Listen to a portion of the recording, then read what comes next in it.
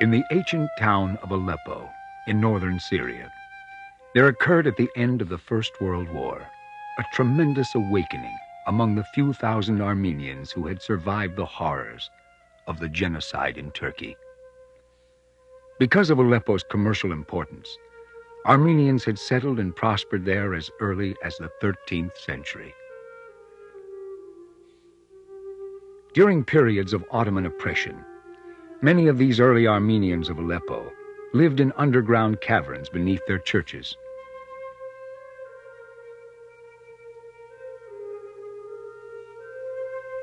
Under the church of Karasun Mangats, known as the Church of 40 Children, there were huge secret chambers. The miracle of Armenian rebirth in Aleppo in the early part of the 20th century has its roots in the destruction of the last kingdom of Greater Armenia. In the 11th century, Seljuk Turks from Central Asia overran the Armenian plateau. Armenian princes and barons, together with their armies and vast populations, migrated southward to Cilicia, to the shores of the Mediterranean. Under Prince Reuben, they established a principality in 1080, which a century later became a kingdom. This was a region of enormous strategic and commercial importance. For 300 years, Galician Armenia was a place of prospering trade and thriving cities, a place of genuine civilization. Beset by hostile forces from the east and from the west, it was a constant struggle to maintain the Christian faith. The 12th and 13th centuries were periods of creativity and progress, known as the Silver Age of Armenian culture.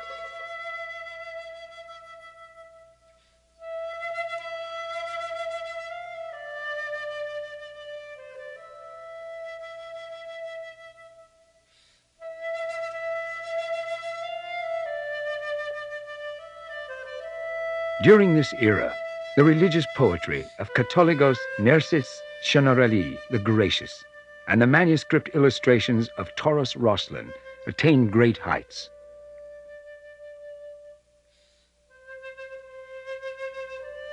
Learning, culture, and art flourished.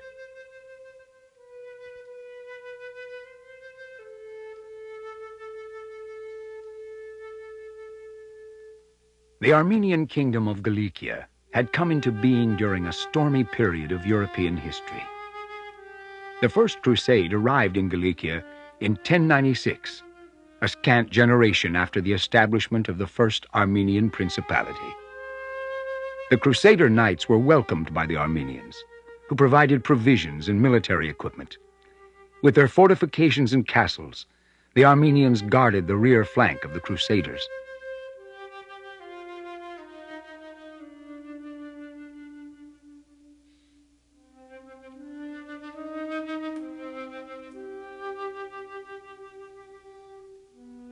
Through intermarriage and a common faith, basic solidarity between the two groups remained for a full 200 years. Finally, in 1375, the Mamluk forces of Egypt subdued the Armenian kingdom of Cilicia. The period of Ottoman Turkish rule that was to follow submerged the Armenian population into a long night that was to last some 600 years. Prior to the First World War, several 100,000 Armenians lived in Cilicia. Here was a land facing the open seas to the west, a place of gardens and gentle hills. The Armenians shared with the Turks the towns of the area: Marash, Adana, Sis, Aintab.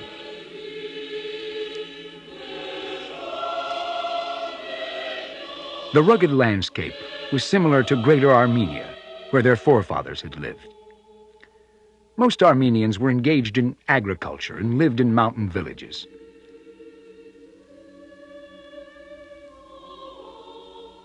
As a rule, the Armenians were successful in the commercial life of the towns.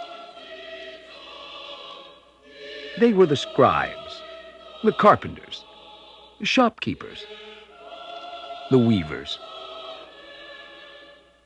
Many Armenians were in the professions, principally in medicine, nursing, teaching, and the ministry. In many ways, the Armenian intellectual class was oriented to the West. In Aintab, the American missionaries had established the Central Turkey College. Almost all its faculty and students were Armenian.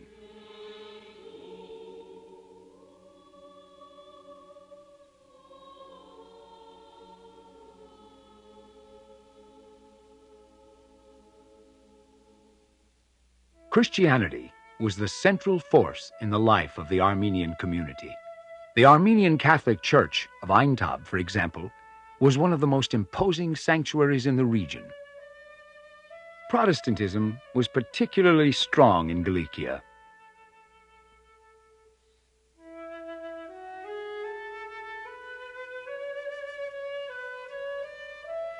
The Apostolic, or National Church, retained its traditional dominant role in the religious and cultural life of the Armenians.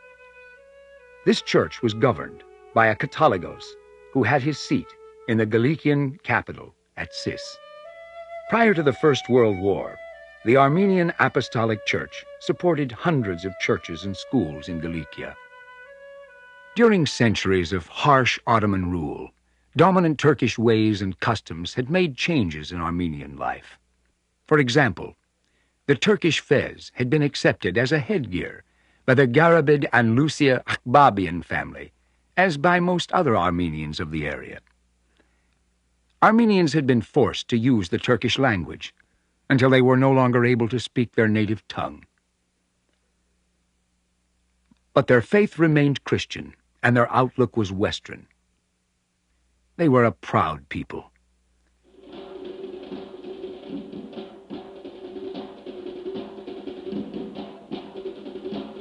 As the early years of the 20th century arrived, the Armenian leaders were not aware of impending doom. They were soon to be destroyed. Ministers, artists, scientists, doctors, professors, lawyers, and craftsmen were to be massacred.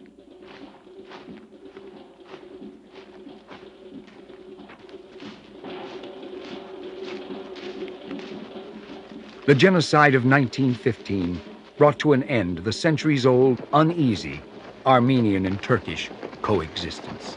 After the defeat of Turkey in the First World War, the French occupied Cilicia for a brief period. With the sudden departure of the French in January 1922, a second genocide was in the making. A good portion of the Armenian population of Cilicia was saved, however, due in large part to the Armenian defenders of Aintab, led by Audir Livonian and other volunteers.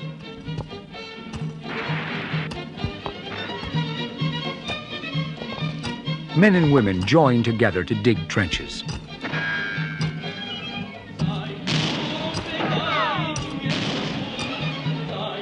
The old men made bullets and grenades. The defense of Aintab prevented a new massacre at the hands of the Turks, but bravery alone could not preserve a homeland for the Armenians. The Armenian defenders and survivors of Cilicia left their ancient homeland, never to return. Behind them remained ruined cities, torn down homes, churches and public buildings, and a few stranded old people. The aftermath of the genocide was everywhere.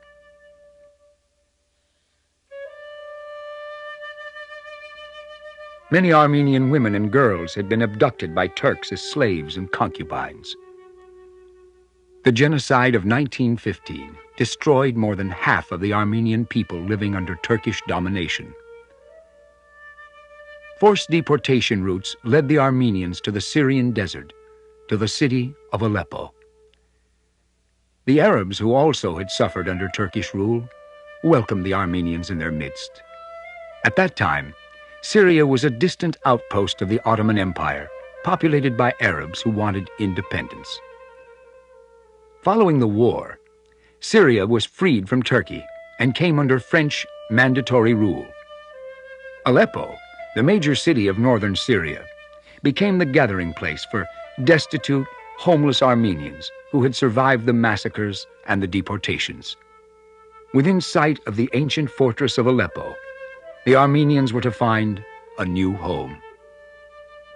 Beginning in 1916, a remnant of a people arrived in Aleppo. Only a handful of people from the once prosperous kingdom of Cilicia, no more than 20,000, faced an uncertain future.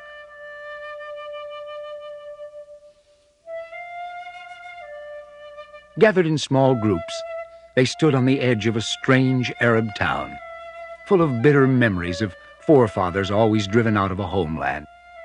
Yet their first thought was to affirm their Christian faith by building houses of worship.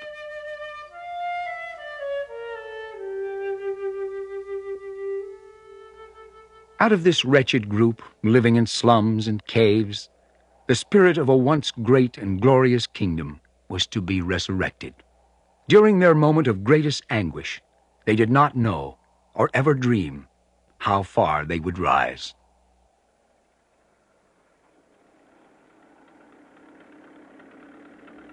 The American and European missionaries had been active in Cilicia for several decades. The missionaries had disapproved of establishing an Armenian political existence. After the genocide, they were careful not to offend Turks by championing Armenian calls for justice, although they remained generous in their relief programs. Armenian organizations and old-line Armenian families of Aleppo also helped their destitute compatriots.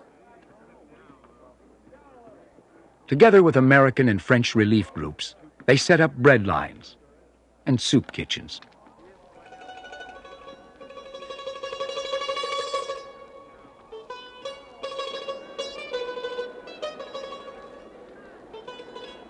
The tattered and destitute survivors from Cilicia and from other parts of historical Armenia settled into slums as squatters on land they did not own.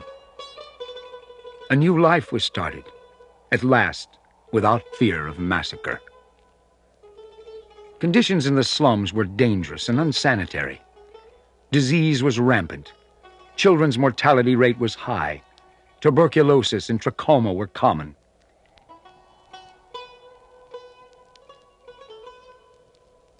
Vandalism and alcoholism were widespread. They tried to maintain an ethnic identity by seeking to live together with others from the same town in the homeland. There was a Marash camp, an Orfa camp. The survivors of Zeytun, Aintab, Erzurum, Harpert, Girun, and Kilis dwelled in other sections of the shantytown.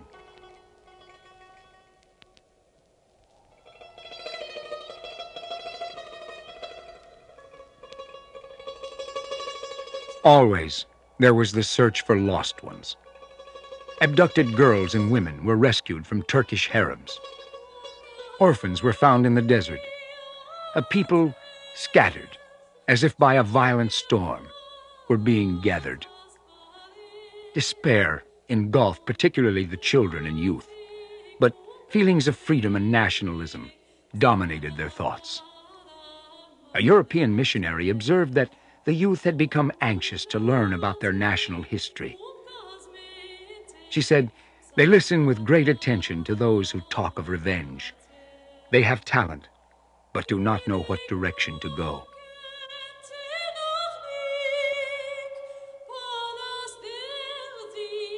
In the ancient homeland, education had always been an important part of traditional Armenian life. Now, bedsheets separated the makeshift classrooms. The traditional apprenticeship system had broken down during the massacres and deportations. Now, they started to refashion life by reviving old skills and talents in carpentry, needlework, weaving.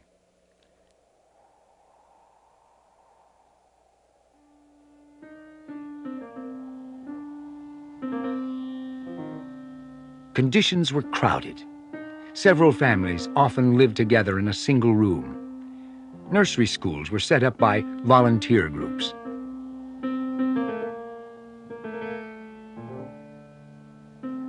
Slowly, families were reunited. With each passing month, better housing, more food, better clothing, and leisure time were available.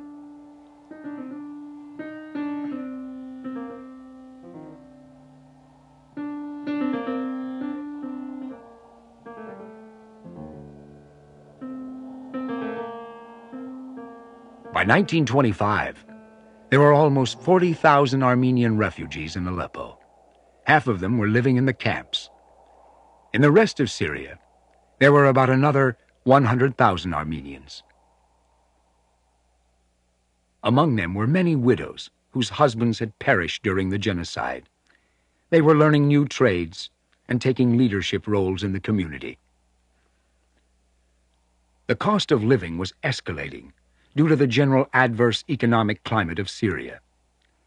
Most refugees were unemployed, so the Armenians started to build their own cottage industries.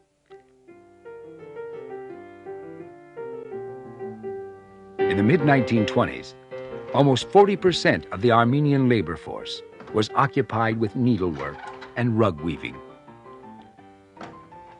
By the late 1920s, the Armenians had been squatters in the slums for over 6 years. They had built homes and factories. The landlords were clamoring to move them out and get back their properties. In 1935, the Syrian courts gave the Armenian squatters 1 year to destroy the slums, their homes, and places of work. It was a desperate situation for the Armenians. A fervor gripped the community. A group of city Armenians came together to purchase land for the refugees. Volunteer cooperatives were formed for resettlement. Lumber was parceled out. Old shacks were torn down.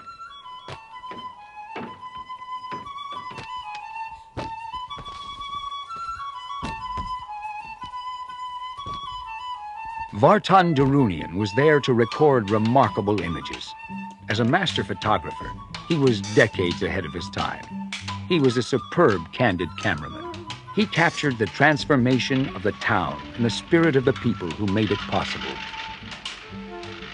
The new buildings were constructed with brick, stone, and mortar. Meanwhile, friendly Arab neighbors watched in wonder.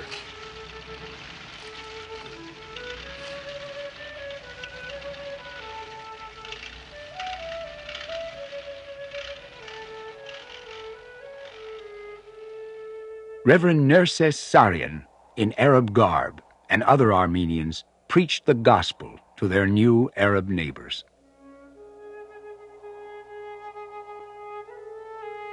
At the beginning, the land was barren. Within the space of 3 years, the Armenians had built a new city.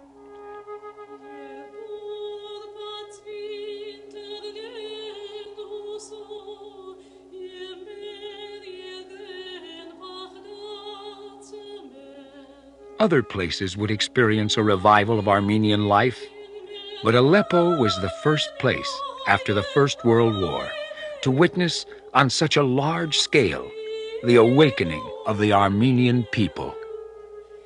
A renaissance was in the making, inspired by the fierce will of a people to keep alive its national identity. They built modern streets, shops, and clubs, a new life to erase the tragedy of the past, a unique suburb outside of ancient Aleppo, a new and perhaps better Cilicia.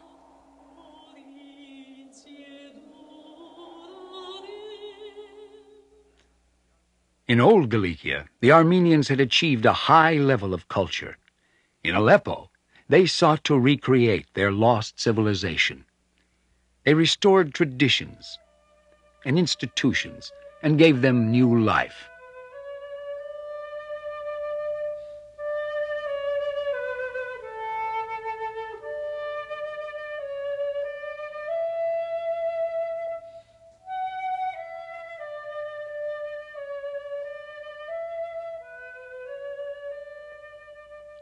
The Central Turkey College, commonly known as Aintab College, became Aleppo College. The first faculty consisted of 3 Americans, 2 Arabs, and 10 Armenians.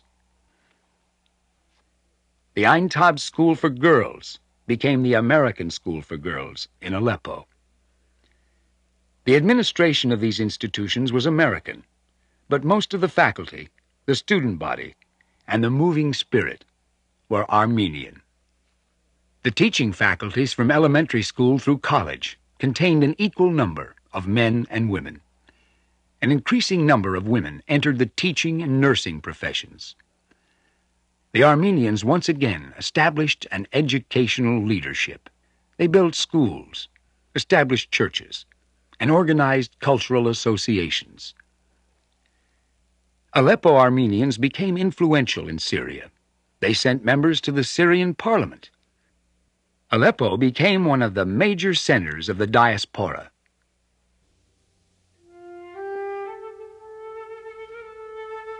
"20 years earlier, they had come out of Turkey as refugees, some as young slaves in the Turkish army, uneducated, rough, hopeless. The story of their individual success is illustrated by many examples. Reverend Nerses Khachadurian rose from humble beginnings to become a pastor, and later to conduct discussions with Gamal Abdul Nasser, the president of Egypt. Once a refugee, Archbishop Artavus Tsermayan became the spiritual leader of the Apostolic Church in Aleppo. A survivor from Marash, Zare Payaslian became Archbishop of Aleppo and later Catholicos of the Holy See of Cilicia. Zorab Kaprelian, one of the Aleppo homeless, became a famous engineer and vice president of the University of Southern California. Reverend Siragan Agbabian, a boy from Tarsus, was to become one of the leaders of the Armenian colony in Aleppo. Robert Jebejian became a renowned medical doctor and an expert in local history. Levon Levonian, a master educator, expanded the curriculum of his school to include the performing arts. As a result, concerts and theatrical productions became widespread.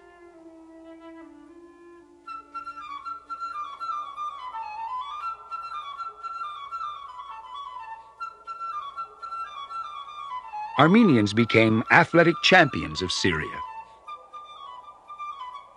They introduced the Boy Scout movement to the Arab world.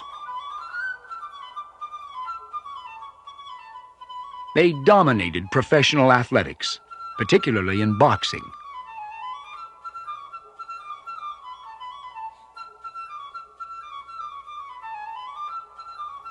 They provided generals for the Syrian army. As time went on, the Armenians of Aleppo had demonstrated their ability to produce new leaders, to hold fast to their Christian faith, to keep alive their national aspirations, and to become loyal citizens of Syria.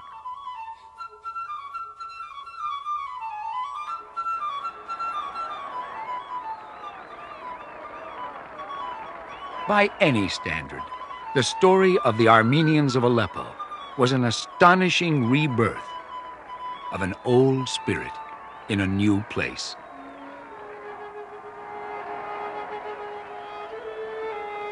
By 1937, all the slums were gone. A new Cilicia, the littlest of Cilicias, had been born. The slums of Aleppo were the last breath of the kingdom of Cilicia. They were also its final triumph.